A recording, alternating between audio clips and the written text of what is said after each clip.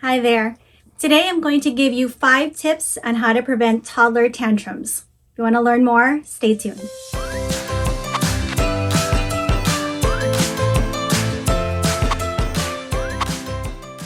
If you have a toddler, you know that this is a very exciting time.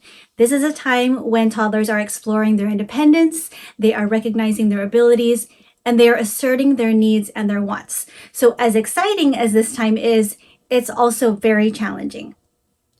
Tantrums are common in toddlerhood, and that's because their brains are still forming, they don't have a lot of language, and they're still learning how to control their impulses. So as they test out what they can and cannot do, and as you try to discipline them, there will be tantrums.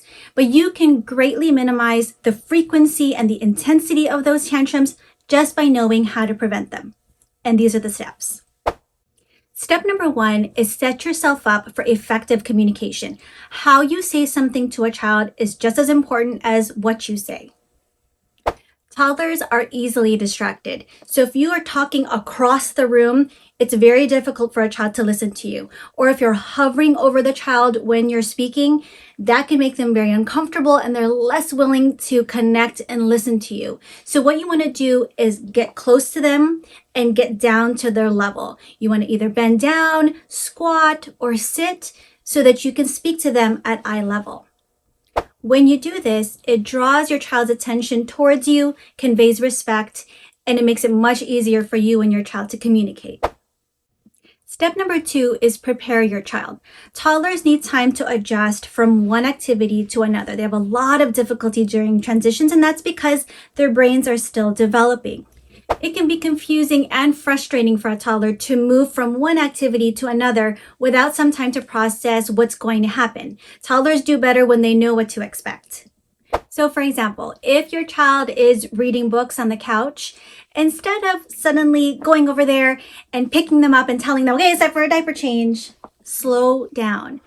Get down to their level and let them know, after we read this book, it's time for a diaper change.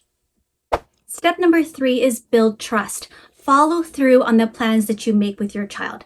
Following through means you trust in your own authority. You say what you mean and you mean what you say. And when you do this time and time again, your child learns to trust the boundaries that you set, the limits that you set, and the plans that you make. Following through provides your child with much needed security. So in that example, your child is reading a book on the couch. You're giving your child some time to process the information. They're going to go for a diaper change after their book. You can engage with them as they read the book if they would like. You can finish the book with them.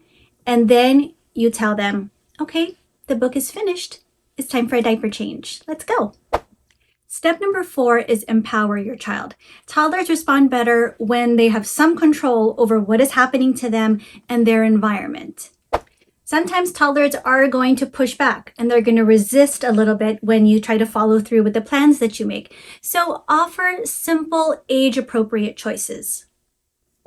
This means you offer 2 choices. Keep it very simple. And whichever choice they make, you are fine with it. So for example, instead of saying, do you want to go for a diaper change? Try, it's time for a diaper change. Would you like to walk or shall we race together? Step number 5 is exercise your child's autonomy. The great thing about toddlers is that they're more than willing to test out their abilities, to test out their newfound independence. So give them simple tasks to do. This fosters trust, builds confidence in themselves, and decreases a lot of the power struggles that you and your child are going to go through. In our example with a diaper change, you can encourage your child to do simple tasks, and you can say to your child, which diaper did you want? The one with the animals or the stripes? You can get it from the basket. Or can you pull off the tabs from your diaper? You can do this one, and you can do this one. Or you can encourage them to help you pull up their pants. Let's pull on your pants. Let's do it together. 1, 2, 3, go.